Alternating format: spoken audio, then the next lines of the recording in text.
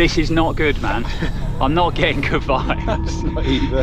This thing is falling down, man. Not only is it creepy, this is so unsafe.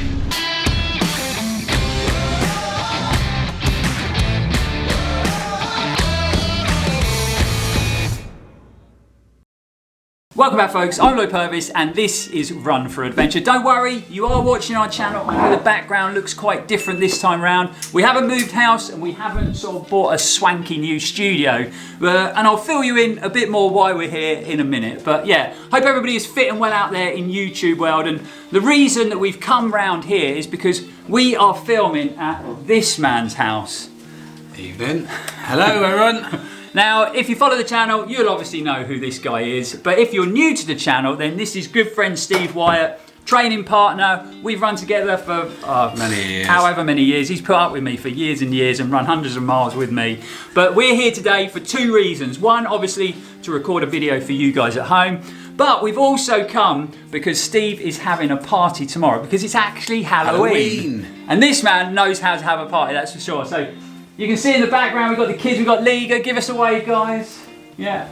So they're setting things up for tomorrow night. We thought we'd get a head start. But yeah, the reason we're here today is because we've got Steve. So recently there's been a lot of content on the channel featuring shoes, whether it be first impressions or full in-depth reviews. We like to keep the content as varied as possible at the channel. So I thought we'd bring you a video with our top tips for sort of ultra marathon running. And this man knows a little bit about running distance. So, hopefully.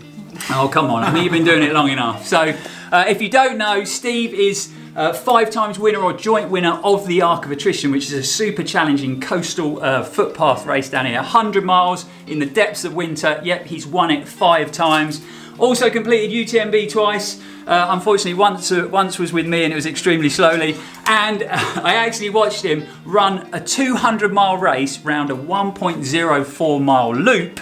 And he absolutely smashed it out of the park and won by about 7 or 8 hours. And it was pretty impressive to watch, that's for sure. So is that a big enough intro for you, mate? Right, yeah. Yeah, is that right? I'm happy with that. I built him up. So he really knows a thing or two about running distance. So I thought he would be a great guy to have along on the video and give us his pearls of wisdom. So the plan for this evening is we're going to give you our first tip, and then Steve has prepared a lovely meal for us, which is 3-bean chili. Awesome, 3-bean chili, sounds good to me. And then tomorrow we're going to get out bright and early after a good night's sleep, and we're going to get taken around the beautiful trails around Steve's house. So take you guys along and obviously get to see some of the other trails we get to run on down here in Cornwall. But the first tip that we're going to give you, and this is a tip that I definitely forgot about when we took on the challenging TDS a couple of months ago, and we were quite blasé about the whole thing, would you say? I think so, yeah. I think we took it for granted that we knew what we were doing. Yeah. In our defence, it's been a long time since we've done any long races in the mountains, but it is preparation. You know, preparation is key if you want it to make it to the end of an ultra marathon.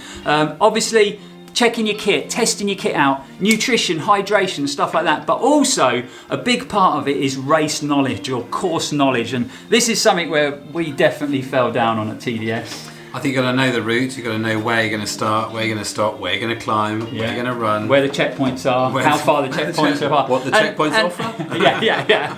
Okay, we weren't that slack, but we did have a quick look before the race. I even cut out a little course profile that turned out to be pretty useless because it was tiny and we couldn't actually read it, and I threw it away at halfway. But we were pretty slack and we kind of lost our bearings, which is very easy to do when you're running in the big mountains. You think you're going up one climb when really you're going up the climb before, or you think you're dropping down a descent to an aid station and the aid station isn't there, which we did actually do that. So it definitely had a big negative impact on myself. Steve was just having a jolly, he was fine, but it definitely had an effect on me mentally, and if I'd have had that really good course knowledge, I would have been in a much better place. So yeah, number one tip is definitely preparation, and really have a good understanding on the course that you're running. So that is the plan. So let me grab the other camera and I'll show you what the guys are up to out the back. Off to the kitchen. All right, mate. So let me show you what the guys are up to. There's Miles. Smile for the camera, Miles. And here we have a bit of pumpkin carving going on. And this is just blowing the candles out for safety. And we're going to, cat. And we're going to be decorating the house a bit for the fancy dress party. And like I mentioned earlier, Steve really knows how to throw a party. So it should be a wicked party tomorrow evening. But Let's try and find where... Oh! The lights have gone out, Steve. Don't worry, mate. It's probably just a fuse. We're in darkness in here, Yeah, mate. I'll go and find... Come in here, I'm in the kitchen. We can't prepare anything in the dark, mate. So, where is this fuse box? It's so dark in your hallway, Steve. I can't see a thing. I reckon if there was an axe murderer standing in front of me, I'd walk straight into him. Oh, wait a minute, I think I've got a little light on the camera. That might help.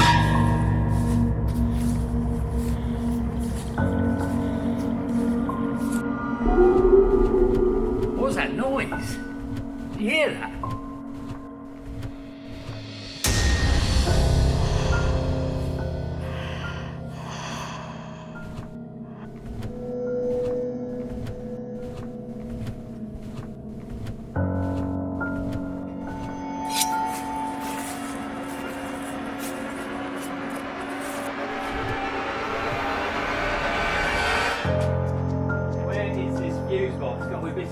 It seems like we've been walking for miles. It's terrifying. Oh, don't worry.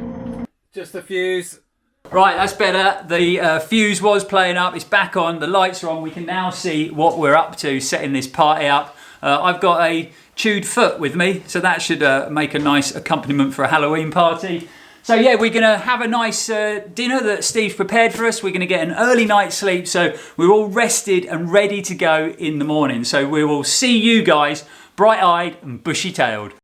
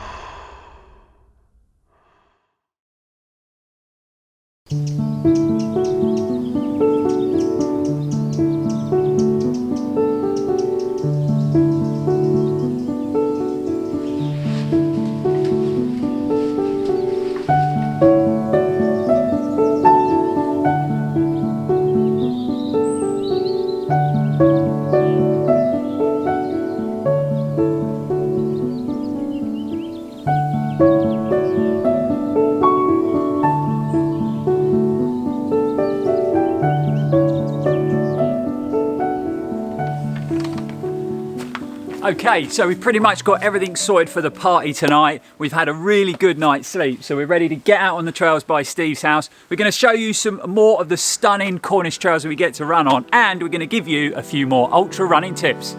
Let's go.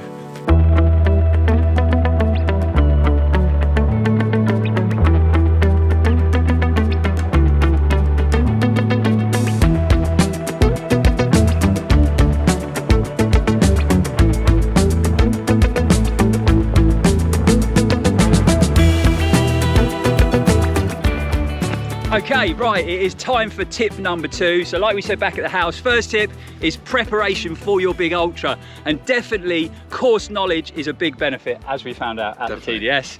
So the second bit of advice would be to build your distance up very gradually over a number of years. So what do I mean by building your distance up gradually? Well, what I personally think is it's good to have a good few years of sort of endurance running under your belt. So, you know, maybe a few years of marathon training, running several marathons before you start getting onto the real long stuff. It seems to me that a lot of people want to fast track everything nowadays. That's the kind of lifestyle that we lead, and they want to get to that 100 miles as quickly as possible. But, you know, it really is a massive challenge, a massive drain on the body. And I think to have some, you know, good running endurance under your belt in the first place is always a good idea. Before I sort of went up in distance, I'd spent several years doing endurance sport, whether it be road running, marathon training, or, you know, triathlons as well. And similar for you, Steve. So, you know, you came from a club background. Club running, and then 4 years after my first ultra before I tackled 100 miles. You know, and that's after doing years and years of road running, 10Ks, half marathons, marathon training. I think you even squeezed in the odd triathlon, didn't you? Possibly. Yeah, I've never seen him do a triathlon, but apparently he did. But, you know. Yeah, so like I said, it's really important to get that endurance running under your belt and then build up gradually. You know, there's no rush. You can do some marathons, do a 50K, do a 50 miler, do a couple of 50 milers and build up to 100K and then on to a 100 miler, because one thing, you know, you're a lot more likely to have a lot of success and complete the distance. Less injuries. Less injuries. You know, that is the biggest problem I'm seeing. A lot of people, you know, they've been running for 6 months and all of a sudden they want to run a 100 mile. I get it. It's such an amazing challenge and accomplishment. I understand why people want to do it, but you're heading for troubles and injuries and niggles, and the last thing we want is people to run themselves into a big black hole. We want people to have longevity in this sport because it's amazing, you know. So if you build up gradually, you're a lot more likely to stay fit and healthy across the distance. Okay, so that is tip 2. I think we've got 2 or 3 more tips to give you, and I just thought I'd show you this beautiful part of Cornwall. So where are we, Steve? The Roseworthy Dip. Roseworthy Dip, apparently, and we're in a cabbage field by the looks of it.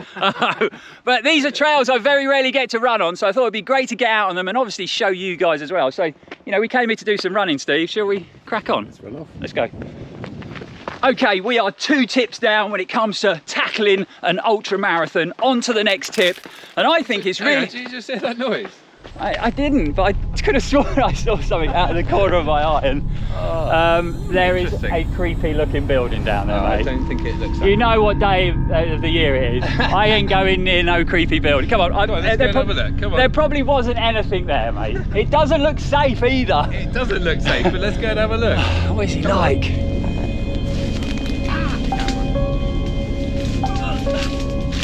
I don't know about this, Steve.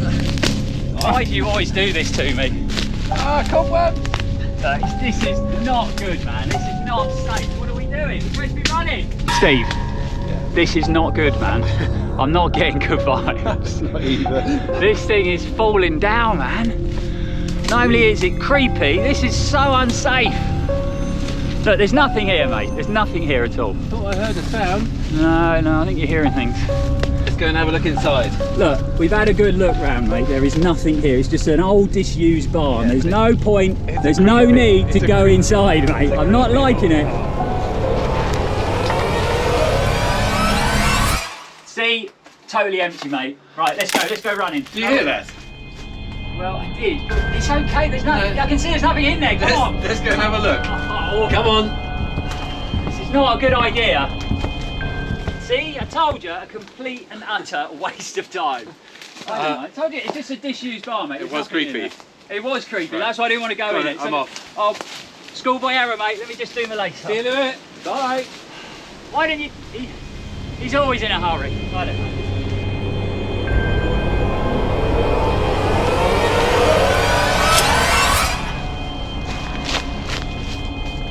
Okay, on my own again. I don't know. Just can't stop the bloke. He always has to run quickly and push hard. Supposed to be just having a nice little social run today. Oh, awesome. That's very kind of you. Thanks for waiting. Thanks for waiting. Caught him up finally. You just can't help yourself. No, I can't. No. Always have to run quickly. It's supposed to be a nice social run. Out doing a bit of filming for the channel.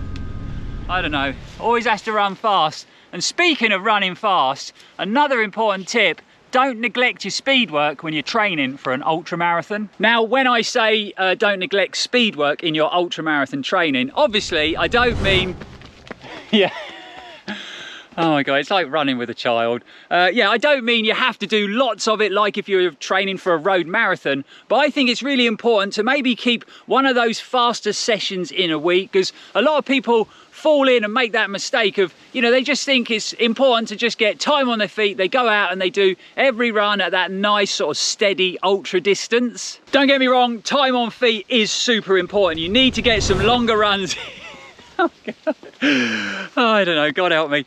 You need to get some longer runs in where you go out and get mileage in the bag, because that is super important when you're training for running long distance. But the thing with those shorter, tougher sessions, at the end of the day, a hard run is a hard run. And all that's going to do is help with your VO2 max and your run fitness. And, you know, if you do them speed work sessions and you get fitter, surely that's got to help also when you're running long distances. So I think a good mixture of both. So get out there for those long runs. runs, get time on feet, do long back-to-back runs, but keep one of those quicker sessions in, whether it is interval, he won't give up, whether it is interval runs, tempo runs, a track session, whatever it is, get in some of those quality miles. It really will help. And some of the best sort of ultra distance races I've done, some of the best 100 milers I've done are when I've got in a fair bit of speed work, say preparing for a marathon post-race. So my best arc result was when I was trying to get some speed work in before the race, because I knew I had to recover after it, and I ran the best time at the arc I've ever run. So again, that speed work, those speed sessions,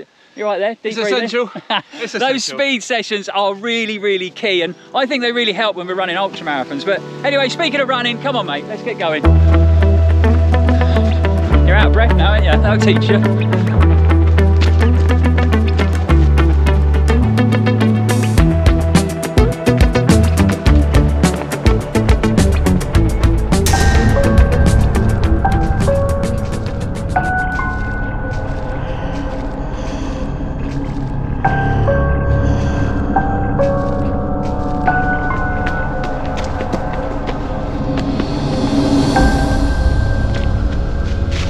Okay, right, so we're 5 miles down, and that is 3 tips down. So on to the next one, and it involves shoe and sock changes within an ultra marathon. A lot of people will work that into their sort of race plan. They're going to have a change at halfway. They get to halfway and their feet feel great. They're having the time of their life, but they still change their shoes and socks. They leave the checkpoint and then they have issues with their feet. So my advice when it comes to an ultra marathon is, if it ain't broke, don't fix it. So what I tend to do in a race, if I'm having a great time, my feet feel awesome, I will not change my shoes and socks. I'll just keep them on. As long as everything's going all right, I'll just stick with what I've got on my feet and crack on. What do you reckon, Steve? Never change your socks unless you've got a problem. I tell you what, I've had wet feet, muddy feet and stones in there, but actually if it's comfortable, don't bother. Yeah. But obviously, you know, we're not stupid. If we're having problems, then we'll address those situations. We're not going to just let something get out of control and lead to a bigger issue. So don't get me wrong, if your feet are hurting and you're in a race and you've got a drop bag and you've got the chance to get in a fresh pair of socks and a new pair of shoes, it can make the world of difference if you're having problems. But like I said, if your feet are feeling good, then just crack on in the shoes and the socks that you're running in. And there is times when I would change my shoes and socks, say for the Arc. I know Steve doesn't agree with me on this, but the Arc is a very different race where you've got long sections of super muddy, boggy trail, and you need a real aggressive lug trail shoe. But then you've got long sections of hard tarmac, 6-7 miles at times. So in that race, I would change into a road shoe, and that's the only race I tend to change my shoes and socks in. Steve, he's got feet of steel, so he just crushes on and gets it done. We just ran the TDS. We did, what, 95 miles with 9,000 meters of elevation. Neither of us touched our feet because they felt fine throughout the race. So, like I said, if it ain't fixed, don't break it. If it ain't fixed, don't break it. If it ain't broke, don't fix it. There you have it, guys. That is 4 tips for running an ultra marathon. Really hope you enjoyed the video. Really hope you enjoyed coming out on some other epic trails that we get to run around Cornwall. Big thanks to tour guide Steve Wyatt, aka the Pirate, and obviously a big thanks for his ultra running pearls of wisdom. You're very welcome. No worries. I'm going to head off and sort dinner out and get the house ready. Wicked. So I'll see you in a bit. Yeah, all right, Cheerio. mate. Yep. We'll see you back at the house in a second. But yeah, really hope you enjoyed the video, guys. Really hope you found those tips helpful. But stay tuned because we're going to give you a bonus tip when we get back to the house. So I better run on, catch him up, and go and help the guys out.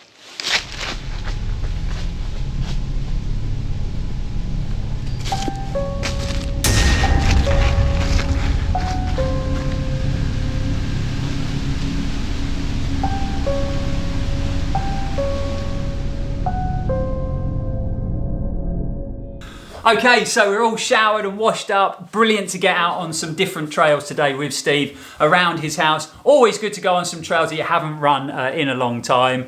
Like I mentioned earlier, we said we were going to give you a bonus tip when we got back to the house. And the bonus tip is all about positive mindset. You know, you've really got to believe to achieve, and I believe in that so much I had it put on a t-shirt, because you have to be positive, you have to be confident to get to the finish line of an ultra. And if you have any doubts, I hear a lot of people at the start line saying, oh, I'm hoping for the best, I'll see how it goes. And that's not the right mindset to have standing on the start line of an ultra marathon, because those little negative voices are going to start up, and before you know it, you're going to stop, pull out, sit down, take your time at a checkpoint, you're not going to finish. So you really have to believe, you really have to be confident in your own ability to make it to the finish. And it is incredible if you've got that self-belief, how far you can run and what you can achieve. So really hope you've enjoyed a slightly different video this week, bringing you our sort of tips and advice about ultramarathon running. Great to have Steve along in the video as well. But until next time, guys, thanks for watching, thanks for supporting the channel,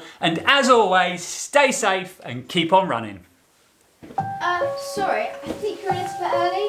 The party starts at 8. Dad, someone here early! It's 8 o'clock, mate, the party. I think you're a bit...